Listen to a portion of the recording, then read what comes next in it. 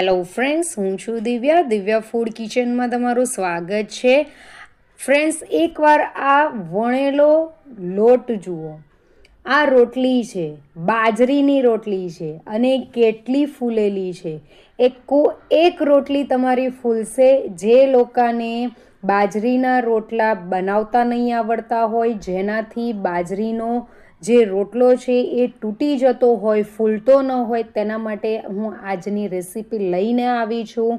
તો એકવાર ફ્રેન્ડ્સ જરૂરથી આ રેસીપી ટ્રાય કરજો. સૌથી પહેલાં અહીંયા મેં પેન લઈ લીધી છે. તેમાં 1 ચમચી તમે ઘી કે તેલ કંઈ પણ એડ કરી શકો છો. ત્યાર પછી અહીંયા કોથમીરના પાન એડ કર્યા છે. કોથમીરના પાનની જગ્યાએ તમે મેથીના પાન પણ એડ કરી શકો છો અને લસણ ખાતા હોય તો તમે લસણ પણ અત્યારે એડ કરી શકો છો. ત્યાર પછી અહીંયા મેં ખાંડ એડ કરી છે. ખાંડ એડ કરવાથી રોટલી મીઠી નહીં થશે, પણ આપણી જે કોથમીર એડ કરશું તે લીલી ને લીલી રહેશે. ત્યાર પછી અહીંયા 2 કપ જેટલું પાણી એડ કરવાનું છે. 1 વાટકીનું માપ લઈ લેવાનું છે અને તે વાટકીથી જ આપણે બધું મેઝરમેન્ટ કરવાનું છે. તો 2 વાટકી પાણી એડ કરીને ત્યાર પછી તેને બરાબર મિક્સ કરી દેવાનું છે. તેની અંદર 1 ચમચી જેટલું મીઠું એડ કરી દેવાનું છે અને તેને પણ મિક્સ કરી દેવાનું છે. અને તેને ત્યાર સુધી કૂક થવા દેવાનું છે જ્યાર સુધી આપણું પાણી ઉકળી નહીં જાય. તો આ રીતનું પાણી આપણું ઉકળવું જોઈએ. પાણી ઉકળી જાય એટલે ગેસની ફ્લેમ આપણે એકદમ જ લો કરી દેવાની છે. ત્યાર પછી તેની અંદર 2.25 કપ જેટલો બાજરીનો લોટ એડ કર્યો છે. 2 કપ અને ઉપર 1/4 કપ જેટલો બાજરીનો લોટ એની અંદર એડ કરી દેવાનો છે. ગેસની ફ્લેમ લો જ રાખવાની છે અને તેને મિક્સ કરી દેવાનું છે. જ્યારે તમને લાગે કે અહીંયા આપણો લોટ હવે બંધાવા માંડ્યો છે તો આપણે ગેસની ફ્લેમ બંધ કરી દેવાની છે.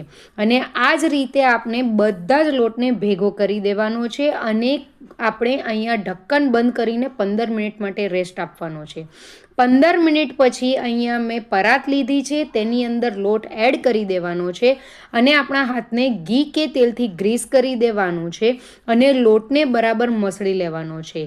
2-5 મિનિટ આપણે લોટને મસળશું તો એ એકદમ જ સોફ્ટ થઈ જશે. આ રીતે આપણે લોટને મસળવાનો છે. લોટને એકદમ ઠંડો નથી થવા દેવાનો.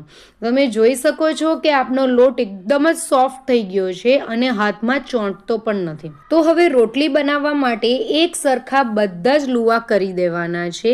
મીડિયમ સાઇઝના લુવા કરવાના છે. તમે તમારી સાઇઝ પ્રમાણે લુવા કરી શકો છો. તો સૌથી પહેલાં આપણે એક લુવો લેવાનો છે અને બાકીના લુવાને આપણે ઢક્કનથી ઢાંકી દેવાના છે જેથી એ સુકાઈ નહીં જાય. ત્યાર પછી અહીંયા મેં કોરો લોટ લીધો છે, જે બાજરીનો લોટ છે. તે કોરો લોટની અંદર આપણે લુવાને રગદોળી દેવાનો છે અને આપણે જેમ રોટલી વણીએ છીએ તે જ રીતે રોટલી વણવાની છે. ફ્રેન્ડ્સ, આ રોટલી ફટાફટ બની જશે અને આપણે આને હલકા હાથે વણવાની છે. આને તમે પતલી કે જાડી તમે તમારી રીતે કરી શકો છો. અહીંયા મેં પતલી રોટલી રાખી છે અને એક ઢક્કન લીધું છે જેનાથી બાકીનો જે લોટ છે બધો જ લોટ કાઢી લેવાનો છે. ફ્રેન્ડ્સ, એકવાર આ રોટલીને જુઓ. આજે આપણે રોટલી વણી છે એને હજી આપણે શેકી નથી, પણ એનો લોટ કેટલો સોફ્ટ છે. તમે એને વાળો છો એમ એ વળે છે.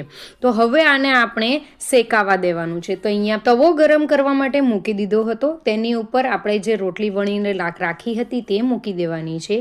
એક સાઈડ આપણે આ રીતે પાણી લગાવી દેવાનું છે. નીચેની સાઈડ શેકાય એટલે પલટાવી દેવાનું છે અને આ રીતનો ગોલ્ડન બ્રાઉન કલર આવે એટલે આપણે ફરીથી પલટાઈ દેવાનું છે. તમે જોઈ શકો છો કે આપની રોટલી એની જાતે જ ફૂલે છે. તો ફ્રેન્ડ્સ, તમારી એક રોટલી ફૂલશે એની મારી ગેરંટી છે. દડાની જેમ ફૂલશે અને રૂ જેવી પોચી રહેશે. ઠંડી પડશે રોટલીઓ તો પણ એ નરમ ને નરમ રહેશે.